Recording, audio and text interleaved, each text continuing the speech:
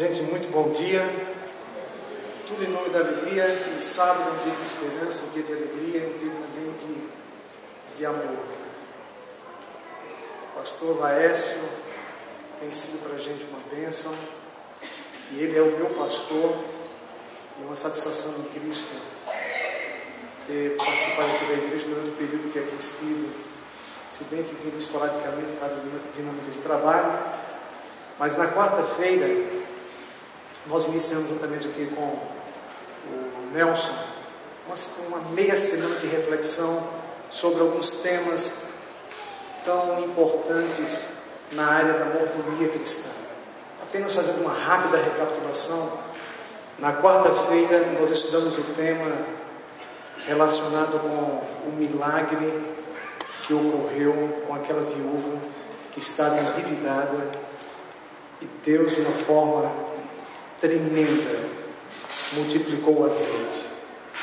Ela tinha apenas uns 2 dedos de azeite em casa, mas o texto nos perpassa o seguinte, que mais importante do que o que nós temos em casa é o que nós temos no coração.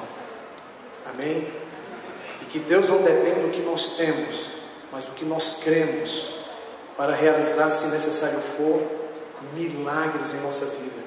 E ela recebeu através daquele óleo, poderíamos assim dizer também, uma unção financeira, a ponto de que se tornou uma empresária. O negócio foi tão bem sucedido que ela pagou todas as dívidas e ainda se aposentou. Coisa de Deus, surpreendente. Ontem nós vimos um outro tema relacionado agora com o povo, baseado no livro de Jeremias, no capítulo 29, quando o povo de Deus foi deportado de Jerusalém para a Babilônia e passou a viver ali ao redor da Babilônia em tendas, numa situação de miséria. Deus então enviou uma mensagem profética e esta mensagem fez a diferença de forma coletiva em todo o seu povo ali representado. E nesta leva, entre eles estava Daniel, e a profecia de Jeremias é que o período do exílio ou da deportação seria de 70 anos, e a ordem profética foi que construam casas, que plantem pomares, que se casem, que orem pela Babilônia, porque se a Babilônia prosperar, vocês também irão prosperar. 70 anos depois, quando o povo voltou para Jerusalém, voltou bem demais, porque ouviu a palavra profética. Entendemos nas entrelinhas que no contexto do século XXI, neste mundo pós-moderno, todos nós, individualmente falando, somos desafiados a termos uma vida profeticamente orientada. Deus nos ajude a usar uma fórmula bíblica bem simples: ouvir, crer e obedecer. Quando isso acontece, é questão apenas de tempo para Deus manifestar o seu poder em nosso ser, em nosso viver, e Ele age de forma surpreendente, ainda que às vezes de maneira estranha, mas o fim, que é o que conta, sempre é extraordinário, com projeção para a eternidade. Amém? Então foram esses 2 temas que nós abordamos nessa rápida recapitulação. Vocês têm então uma visão geral da linha que nós estamos tomando.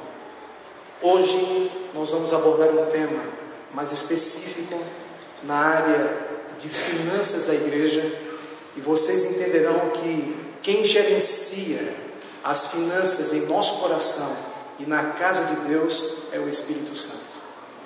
E antes da mensagem eu quero fazer algumas considerações iniciais. A primeira que ele diz é a seguinte: tudo deve convergir para Cristo. Somos adventistas por causa dele e para ele. De acordo com Efésios 1:10, a proposta é fazer e convergir tudo para Cristo. Tudo que você é, tudo que você tem, tudo que você faz, que você de fato intencionalmente, por uma decisão inteligente, faça convergir para Cristo. Existe ainda alguma coisa que você não está fazendo convergir para Jesus? Como de repente seu casamento, sua saúde, seus planos de futuro, suas finanças, seus talentos, suas habilidades, seus conhecimentos. Quando a Bíblia diz tudo, é tudo. E fazer convergir tudo para Cristo é uma questão de amor.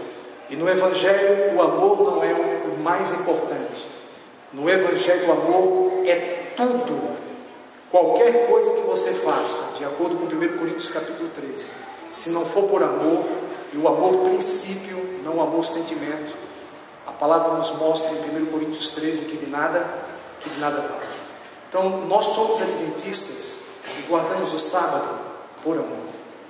E se esse não é o motivo, você está fazendo a coisa certa pelo motivo errado. E quero te dizer que a graça, sem a motivação certa, o amor, e sem a obediência, é uma desgraça. Então, que Deus nos ajude, através da atuação vertiginosa do Espírito Santo, a amar a Jesus até as últimas consequências. Amar a Jesus acima de tudo e de todos. Ele não quer menos do que isto. E que nós compreendamos esta proposta radical e plena do Evangelho. Isto é Evangelho. Que Deus nos ajude a compreender, a fim de que sejamos, façamos e tenhamos pelo poder de Deus. Amém? Queridos, você crê realmente na palavra? Vamos ver se você crê realmente. Existem expressões usadas por Jesus que não estão nos evangelhos, mas que foram relatadas por Paulo. Eu quero que você abra o compêndio de Deus. Estamos nas considerações iniciais, no livro de Atos. Atos capítulo 20, versículo 35. Atos 20, 35, a palavra assim nos diz: tenho-vos mostrado em tudo que, trabalhando assim, é mister socorrer quem? Os necessitados, recordar as palavras do próprio Senhor Jesus. E quais são as palavras que nós devemos recordar? Mais bem-aventurado é dar do que receber. Jesus é a personificação dessa expressão. Ele vai completamente na contramão do mundo. Tem uma proposta diametralmente oposta. Na nossa linha de raciocínio, mais bem-aventurado é quem recebe. Jesus vem e diz, para nossa surpresa, é o contrário. Mais bem-aventurado é dar do que receber. E antes o texto nos fala sobre ajudar os necessitados. Há pessoas que necessitam de um elogio, e isto faria diferença em sua vida, no que tange a sua autoestima, o seu dia. Há pessoas necessitadas de um sorriso, de um abraço. Há pessoas necessitadas de compreensão. Há também pessoas necessitadas de orações, de perdão e de ajudas financeiras. Necessidades as mais diferenciadas. E Deus espera que nós tenhamos a predisposição interior de ajudar essas pessoas necessitadas, que de repente estão ao nosso lado, ao nosso alcance, em nossa circunferência de relacionamentos. E isto acontece quando o amor de Cristo pulsa aqui no coração. Nós somos movidos a nos descentralizarmos do ego para o próximo. E quando isso acontece, você descobre o segredo da felicidade. Mais bem-aventurado, mais do que feliz, é dar do que receber. Você está disposto a dar coisas. Jesus propõe mais do que isso. Jesus propõe que você seja doação. A exemplo da cruz. Isto é sacrifício vivo. Doação versus retenção. No jogo da vida nós temos dois times. E dois times dentro da igreja. O time da doação e o time da redenção. Da retenção. Nós vamos ver daqui a pouquinho. O técnico do time da doação é o Espírito Santo, que usa a referência. Nós vimos na quarta-feira que nós precisamos de duas coisas: referências e experiências com Deus que marquem a nossa fé. E o Espírito Santo, como técnico, do time da doação, ele usa como referência a experiência de Cristo. Mas bem-aventurado é dado o quê? Receber. O técnico do time da retenção é outro espírito, e você sabe qual é. Mas se você crer, e a fórmula bíblica qual é, gente? Ouvir, crer e praticar. Que a gente não vá na onda do mundo, mas que possamos ir na onda de Deus. Que estejamos com a contramão do mundo, mas estejamos na mão de Deus. E nós estamos aqui na mão de Deus quando fazemos pela sua graça, sua vontade, por uma questão simples, mas fundamental de amor. Isto é evangelho, isto é espiritualidade. Agora existem dois poderes tremendos no mundo que exercem influência sobre a nossa vida.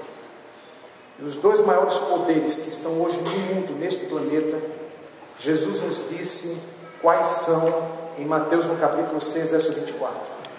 Bíblias abertas em Mateus 6, verso 24.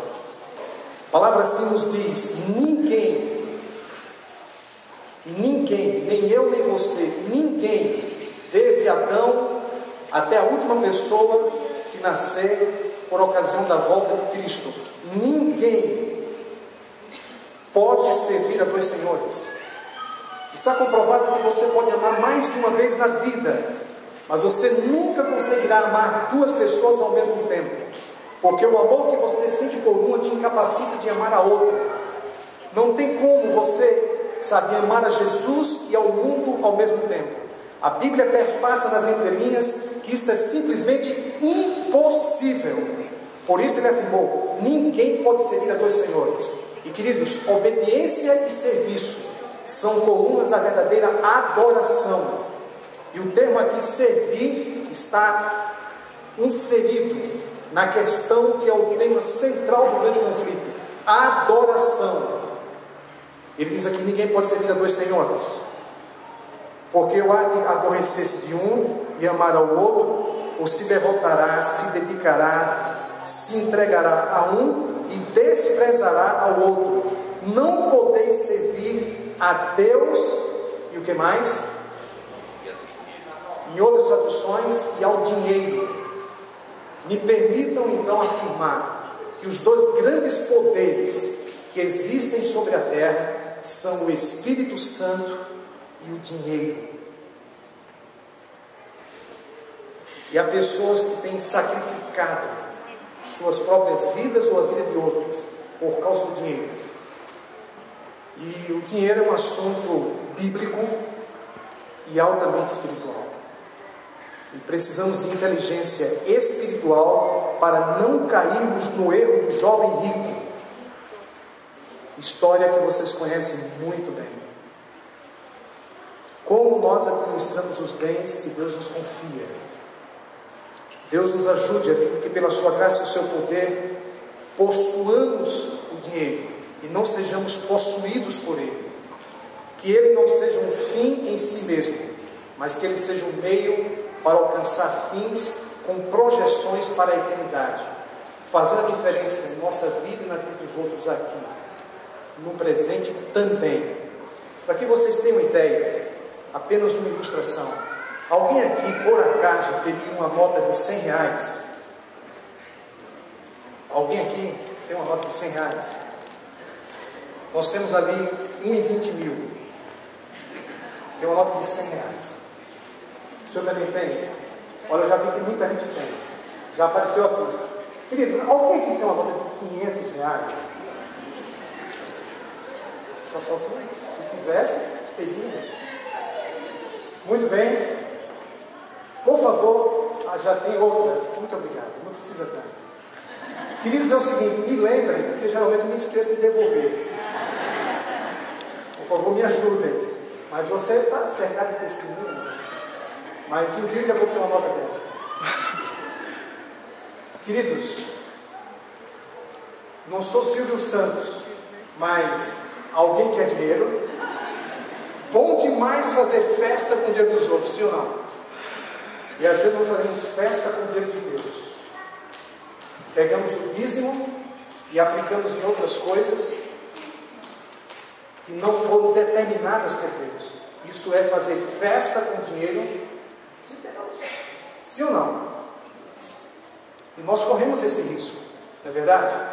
Então eu estou fazendo festa com o dinheiro dele. Ok? Suponhamos que eu pegasse essa moto e amassasse ela todinha. Chega a estar dando uma dor lá no coração dele. Ou já mudei, olha, já ia entregar para a pessoa errada. No lugar de 100, vai ficar com 200. Queridos, se eu amassasse essa moto todinha, ainda assim vocês iriam querer? Mesmo amassada?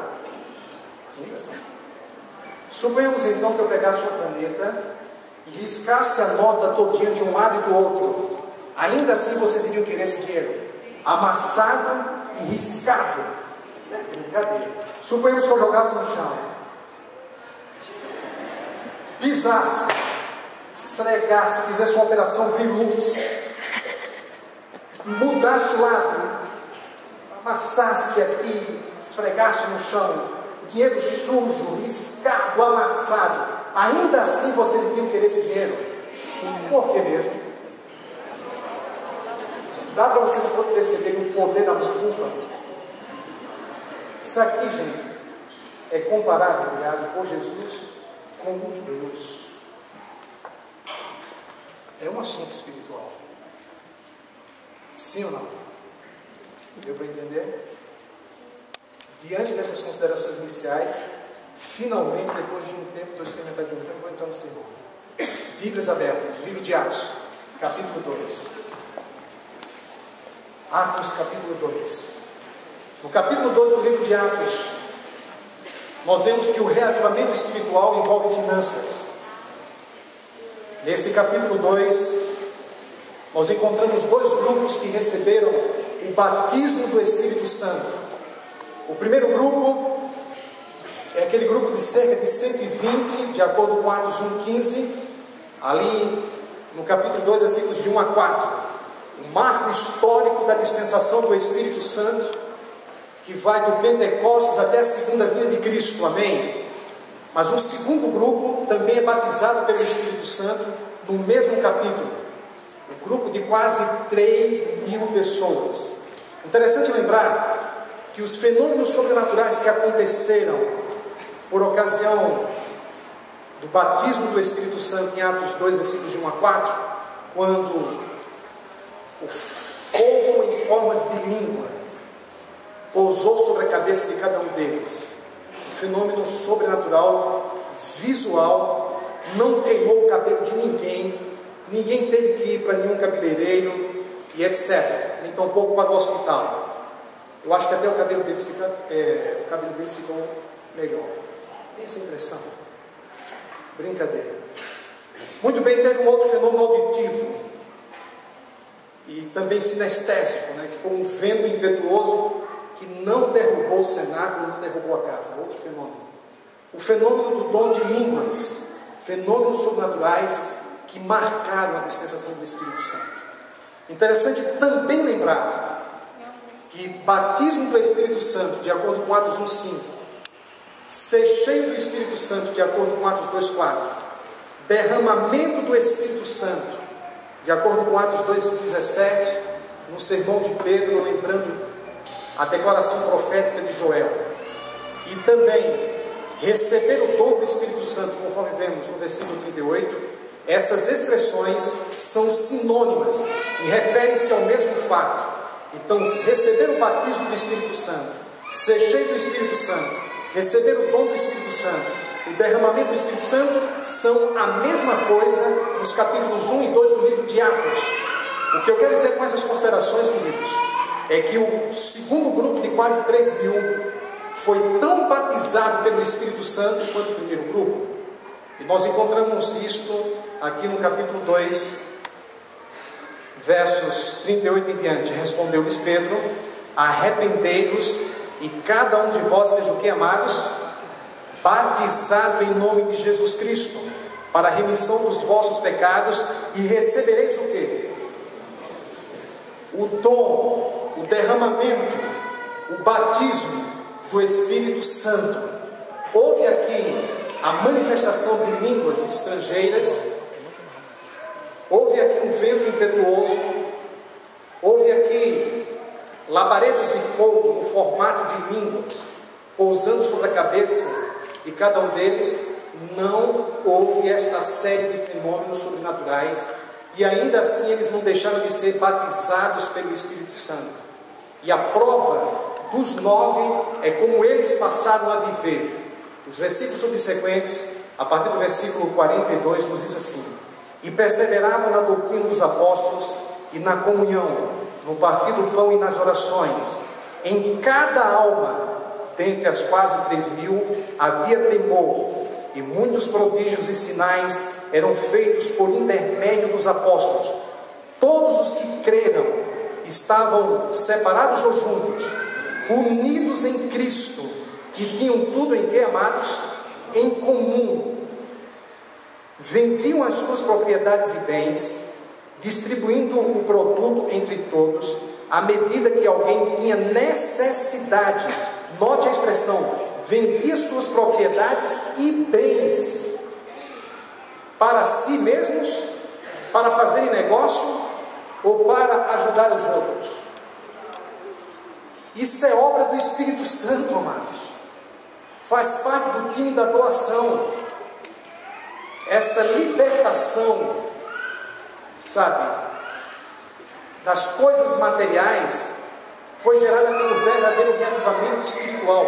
Então há pessoas buscando reavivamento espiritual, mas saibam, reavivamento espiritual tem seu preço e envolve também as finanças. Esse povo começou a entender que o bem maior era Cristo em suas vidas. Nós temos compreendido na prática que o nosso bem maior não é o carro que está lá fora, não é a casa que possuímos, mas é Jesus Cristo. Temos essa concepção de que esse é o nosso bem maior, porque uma vez que foram batizados pelo Espírito Santo, eles passaram a ter essa concepção de que o maior bem que eles possuíam era Jesus. E daí deixaram de ter uma vida egocentrada para ter uma vida cristocêntrica. E a proposta do Espírito Santo é exatamente esta: reavivamento, queridos, nada mais é do que Cristo em minha vida. Disse Paulo em Efésios 1:27, Cristo em nós é a esperança da glória. O reavivamento no que tange a chuva serôdia, fato que está no cronograma de Deus e vai acontecer com manifestações que irão superar o Pentecostes. Mas no momento eu entendo que o reavivamento espiritual consiste no amor de Cristo pulsando em minha alma, me dando poder espiritual para dizer não ao eu e sim, e ser mais Jesus em meu coração. Viver uma espiritualidade plena, de maneira intencional, inteligente, e se for necessário, que envolva as emoções, mas que não dependa das emoções. O fato é que quando nós temos uma vida cristocêntrica, Jesus se torna o nosso bem maior e nós passamos a ter uma vida espiritual plena. Deus seja louvado por isso. E começamos a administrar o dinheiro como Jesus administraria em nosso lugar, pela graça de Deus. Ele também é nosso modelo na maneira como nós administramos os nossos bens. Que sigamos os seus passos, como nos diz 1 João 2,6, assim no Grandor, parafraseando, que eu e você andemos também. Está você disposto?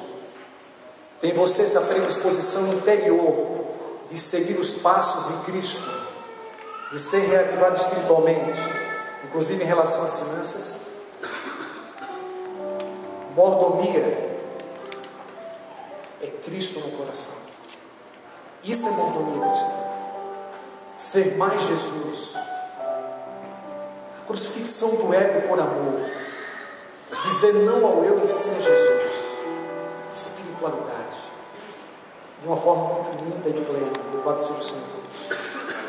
A palavra nos mostra, queridos, no capítulo 4, versículos 34 e 35, algo que me surpreende. Como as pessoas ungidas pelo Espírito Santo reavivadas espiritualmente, que tenha Cristo como bem maior, haja. Versos 34 e 35 a palavra nos diz: pois nenhum necessitado havia entre eles. Portanto, os que possuíam terras ou casas, note, os que possuíam terras ou casas, mesmo que não fosse da terra Cap, vendendo-as, traziam os valores correspondentes e depositavam aos pés de quem? Dos apóstolos. Então se distribuía a qualquer um à medida que alguém tinha, o que, amados? Necessidade. Quem me apresentou a nota de 100 reais?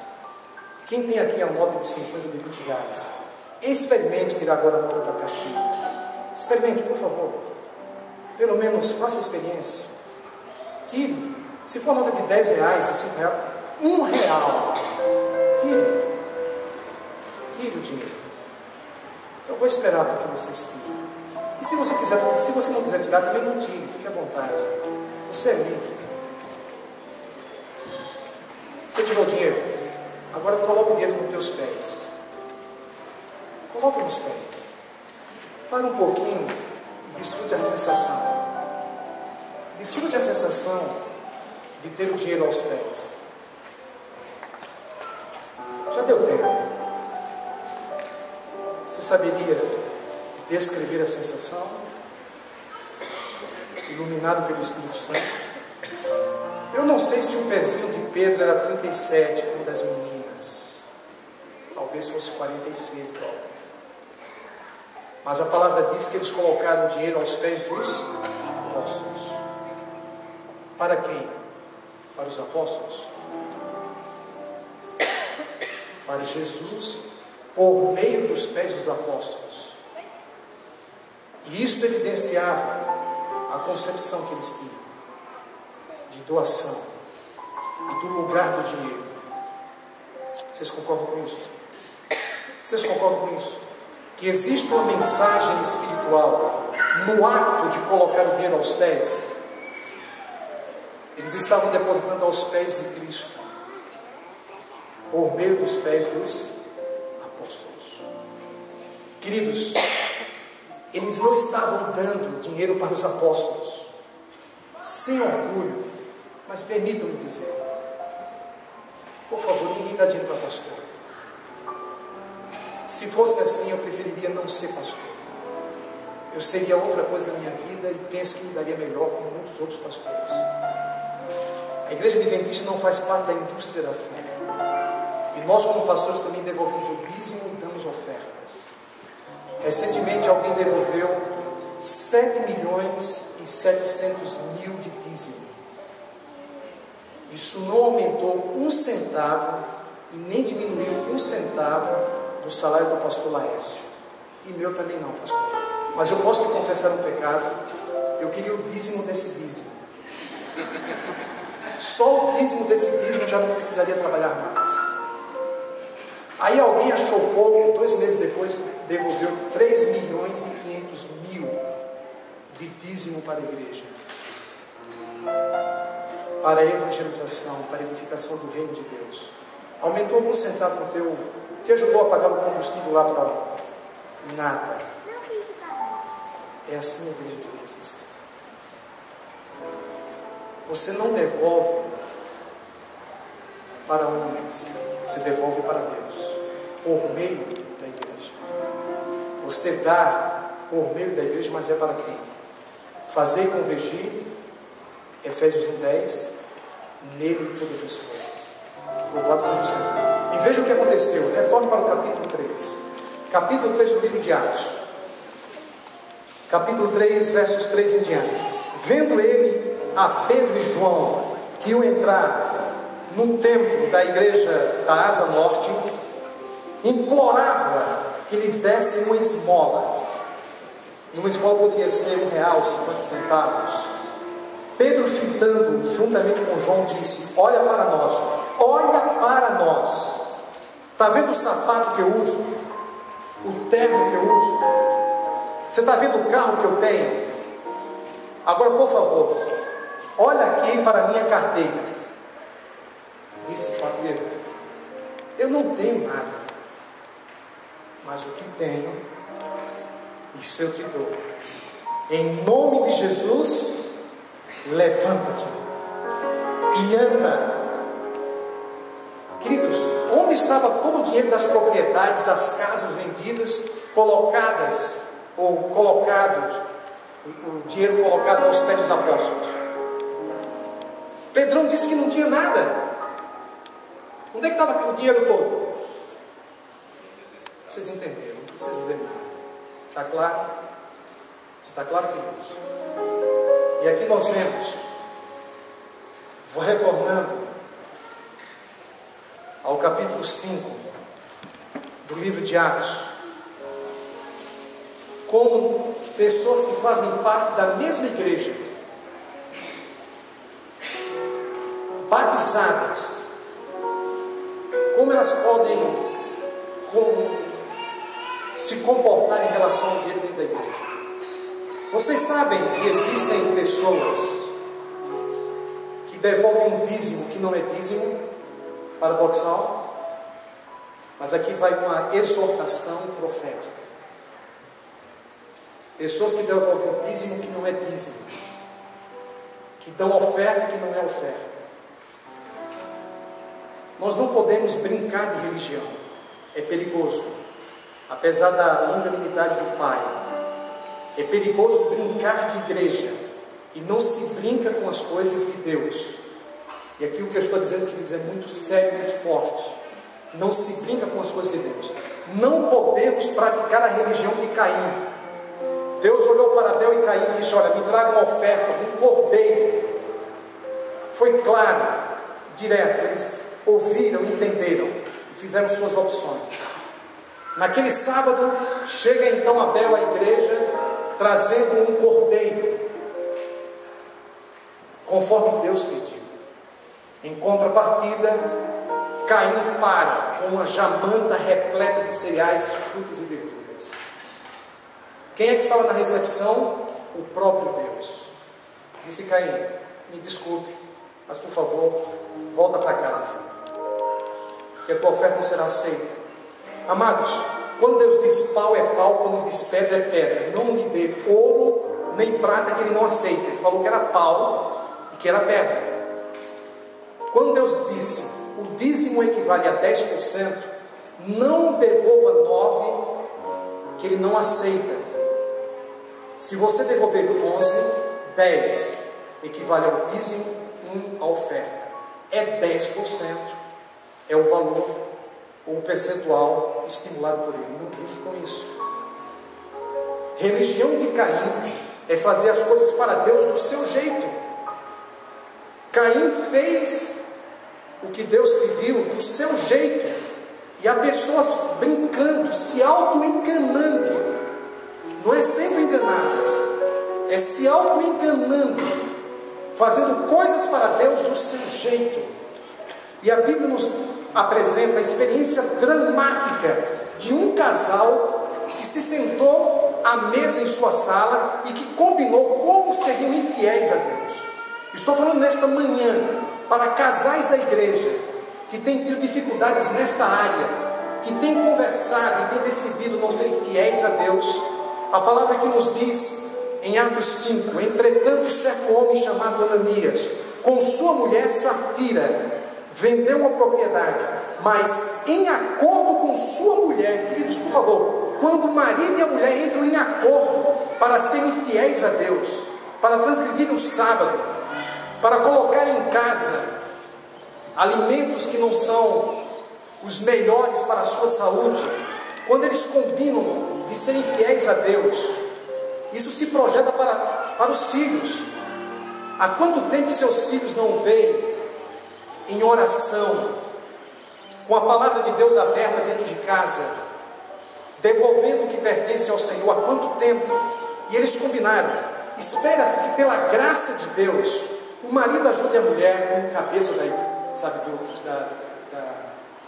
do lar, como sacerdote do lar, ou vice-versa, que vocês exerçam influência no poder do Espírito um sobre o outro, e que naquilo que o outro é fraco, que haja uma compensação, e que o outro seja forte no Espírito Santo. Mas que vocês se ajudem Porque se isso não acontecer, vocês serão colegas de quarto, mas não serão uma só carne. E lamentavelmente, apesar do acordo que eles fizeram, do ponto de vista espiritual, os dois não eram uma só carne em Cristo, no que tange esse aspecto. A palavra aqui nos afirma, amados, o seguinte, versículo 2: reteve parte do preço, fazia parte do time da retenção. Veja quem é o técnico. E levando o restante, depositou aos pés dos apóstolos. Então disse Pedro a Ananias: por que encheu Satanás teu coração? E coração na Bíblia significa mente. Quem é o técnico do time da retenção dentro da igreja? Você já sabe quem. Não vou nem citar o nome. A palavra aqui então nos diz: para que mentisses ao Espírito Santo, reservando parte do valor do campo, conservando porventura não seria teu, e vendido não estaria em teu poder. Como pois assentaste no coração este desígnio? Não mentisses aos homens, mas a quem? A Deus. O que é que você, ao ouvir a palavra nesta manhã, está assentando no seu coração, no silêncio da sua alma? Vocês estão aqui para ouvir. Romanos 10:17 diz: a fé vem pelo ouvir, e o ouvir da palavra de Deus. Vocês estão ouvindo a revelação, vocês estão entendendo, porque Deus deu-lhes essa capacidade. Agora vocês precisam fazer a sua opção, a sua escolha, a sua decisão. Ninguém se depara diante de um sinal sem tomar uma decisão, de um semáforo. Ninguém abre a porta de um guarda-roupa sem tomar uma decisão. Ninguém ouve a palavra de Deus sem tomar uma decisão. Esse casal fazia parte da igreja e lamentavelmente não estava sendo, não continuou sendo ungido pelo Espírito Santo. O que custava ter venido e ficado com a oferta? Não precisava dar oferta. Mas como estava todo mundo dando, por causa dos outros, estavam preocupados com o que os outros iriam pensar, então eles planejaram enganar a igreja. Queridos, na realidade eles estavam enganando a si mesmos. Cuidado com o auto-engano. Faça uma reflexão, um confronto entre a sua vida e a palavra revelada. Em contrapartida, a Bíblia nos mostra um exemplo diametralmente oposto de um outro membro que fazia parte da mesma igreja, mas que jogava no time da doação. Por favor, abra sua Bíblia no capítulo 4, versículos 36 e 37. José, a quem os apóstolos deram o sobrenome de quê, queridos? Que quer dizer o quê?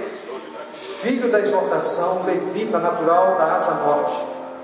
Como tivesse um campo, esse aqui só tinha um, não tinha mais de um, só tinha um campo, a Bíblia é específica, como se tivesse apenas um campo, um carro, uma casa, suponhamos. Vendendo, trouxe o preço e depositou aos pés de quem? Os apóstolos. Percebem a diferença entre Barnabé e o casal Ananias e Safira? Em que times eles estavam jogando? No jogo da vida, estavam exercendo o livre-arbítrio e seguindo os passos de Cristo.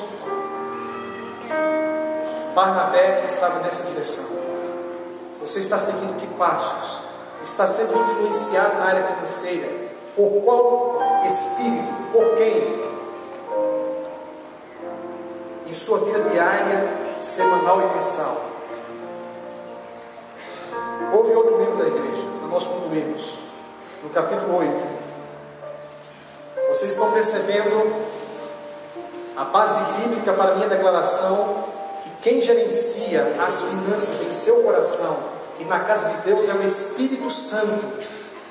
É Ele o verdadeiro tesoureiro da igreja e responsável pelos recursos da igreja.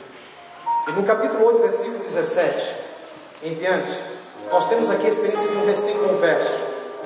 Não vou entrar aqui nos méritos da sua conversão, mas saiba que uma pessoa convertida pode tornar-se pervertida. Sim ou não? Uma pessoa verdadeiramente convertida pode se tornar também verdadeiramente pervertida. Por isso Ellen White fala sobre reconversão. Estaria falando nesta manhã para pessoas que precisam ser reconvertidas, que não podem continuar vivendo do jeito que estão vivendo, A cada dia morrem cerca de 150 a 160 mil pessoas no mundo. 150 a 160 mil pessoas no mundo morrem por dia. 97% delas sem Jesus. E quando um membro da igreja morre, e de acordo com a secretária, o nome dele estava no livro da igreja, mas de acordo com o tesoureiro, não estava no livro da tesouraria da igreja. Pastor, está pregando salvação agora pelo dinheiro? Não. Salvação nunca foi por outro meio a não ser pela graça. Mas a graça sem obediência é uma desgraça. E a maior prova de que a graça de Cristo está sendo derramada em sua mente e em seu coração é a sua doação ao Senhor. Vocês concordam com isso? Se estou errado, por favor, me corrijam e me ajudem a entender o Evangelho. Mas o Evangelho é coisa séria, queridos. Sublime demais para brincarmos com ele. Deus é misericordioso, muito misericordioso. Mas por favor, não abuse. Não abuse pela própria razão existencial, entre outras. Você não sabe o dia de amanhã. E o fato de não sabermos o dia de amanhã deve nos levar à decisão inteligente de sermos fiéis hoje. E Ellen White disse: se queremos ser santos no céu, temos que ser santos na terra. E a santidade é a moda de Deus, nunca cai. Santidade é a moda de Deus, nunca cai. E o texto aqui nos mostra, amados, então lhes impunham as mãos e recebiam estes o Espírito Santo. Vendo, porém, Simão, que pelo fato de imporem as mãos os apóstolos, era concedido o Espírito Santo, ofereceu-lhes o quê? Eu quero ouvir a igreja, verso 17, 18, verso 18, ofereceu-lhes o quê? Dinheiro. Faz ou não faz parte da religião? Faz ou não faz parte da igreja, da nossa espiritualidade? Continuando, propondo: concedei-me também a mim este poder, para que aquele sobre quem eu impuser as mãos receba o Espírito Santo. Pedro, porém, lhe respondeu: o teu dinheiro seja contigo para a perdição, pois julgastes adquirir por meio dele o dom de Deus. Você não tem que devolver o dízimo para ser abençoado. Você devolve porque já foi abençoado. Você não tem que guardar o sábado para ser salvo. Você guarda porque você já foi salvo. Isso é fazer a coisa certa pelo motivo certo. E nós devemos guardar o sábado como Jesus guardava. E devemos administrar as finanças como ele administrava. Versículo 21. Não tens parte nem sorte neste ministério, porque o teu coração não é reto diante de Deus. Arrepende-te, pois, da tua maldade, roga ao Senhor, talvez seja perdoado o intento do teu coração. Não é reto o teu coração diante de Deus? Por isso que você age dessa forma. Na linguagem de hoje, o texto é muito mais forte. Pedro olha para Simão e diz assim: vá você com o seu dinheiro para o inferno. Na linguagem de hoje. Você chegou a pensar que poderia comprar o dom de Deus com dinheiro? E quando Simão ofereceu dinheiro, disse: Pedro, com esse dinheiro aqui, dá para você comprar uma casa de praia em Cafarnaum. Dá para você comprar o melhor carro da Hyundai ou da Toyota. Carro de ponta. E ainda vai ficar com dinheiro no banco, Pedro. João, por favor, não se preocupe. Eu dou a mesma coisa para você, porque era Pedro e João. Vocês vão ficar bem demais de vida. Vocês não fizeram voto de pobreza. Eu dou dinheiro para vocês e recebo o poder. Eles aceitaram? Não aceitaram. A igreja adventista também não aceita. Você não compra o favor de Deus com dinheiro aqui nessa igreja. Não compra. Nunca vai comprar. Porque nós temos a visão da palavra. Você recebe pela graça. Que Deus nos ajude a entender isso. Pela sua graça e o seu poder. Agora, queridos, para concluirmos no livro Atos dos Apóstolos, página 45. Aqui nós temos: haviam deixado de ser um grupo de unidades independentes. Deixamos de ser um grupo de unidades independentes. O reavivamento gera união entre nós. Ou elementos discordantes em conflito, sua esperança não mais repousava sobre a grandeza terrestre. Todos eram unânimes. Atos 2,46. E era um o coração e a alma da multidão dos que criam. Atos 4,32. Cristo lhes enchia os pensamentos e eles visavam ao avançamento do seu reino. Na mente e no caráter haviam se tornado semelhantes ao seu mestre, e os homens tinham crescido em conhecimento que eles haviam estado com Jesus. Eu vou repetir aqui a expressão. O que causou aquela mudança radical na igreja? Cristo lhes encheu os pensamentos e eles visavam o avançamento do seu reino. Na mente e no caráter haviam se tornado semelhantes a seu mestre. Preciso dizer mais alguma coisa? Quem fez esta obra? O Espírito Santo. Por isso Paulo disse: Cristo em nós é a esperança da glória. Somente Cristo em nossa mente, em nossos pensamentos, somente Cristo em nosso coração, sendo o centro da nossa vida, nos ajudará a alcançar esse nível extraordinário de espiritualidade. Eu quero saber nesse momento se há entre nós pessoas aqui que reconhecem que precisam ser como Barnabé, que precisam evitar a experiência de Ananias e Safira ou de Simão, que precisam, como a igreja apostólica, ter Cristo em seus pensamentos e o avançamento dessa causa no seu coração. Sinceramente, se você entende que precisa da unção do Espírito Santo em sua vida, que precisa também de uma unção financeira para administrar bem os bens que Deus tem lhe concedido, se você entende que Jesus precisa ser o seu bem maior, eu quero te chamar aqui na frente. Somente aqueles que entendem isso, eu quero chamar aqui à frente. Por que é importante que você venha aqui à frente? Porque dessa forma você estará expressando sua decisão, e a expressão reforça a decisão. Existe alguém aqui que assume publicamente que esta mensagem foi para você, que você precisa disso? Existe aqui alguém? Então, por favor, vem cá.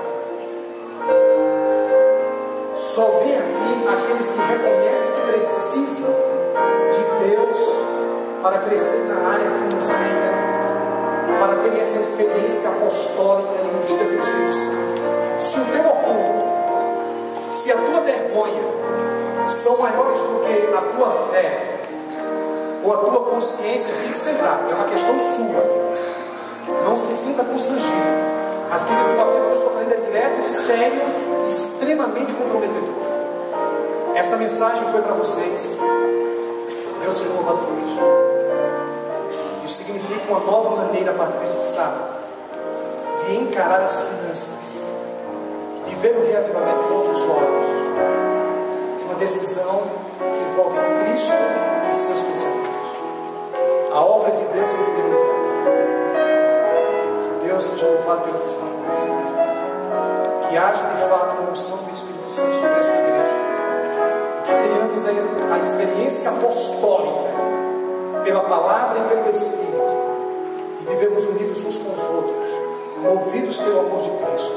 E que não haja entre nós ninguém necessitado. E que se houver necessidade de você vender alguma coisa para promover o reino de Deus, que isso seja entre você e Ele, e que nós não saibamos disso. Que Deus os abençoe.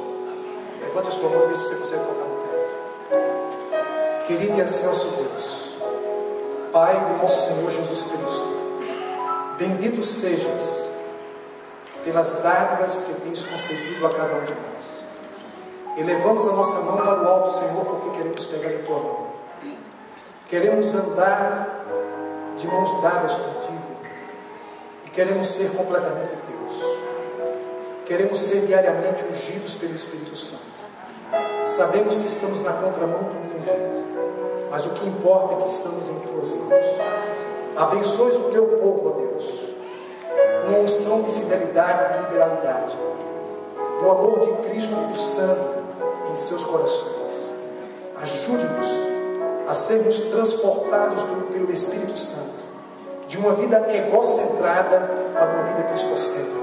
Que Ele, Jesus, esteja em nossos pensamentos, que Ele seja a razão de sermos quem somos, que pela Tua graça e pelo Teu poder o amemos acima de tudo e de todos.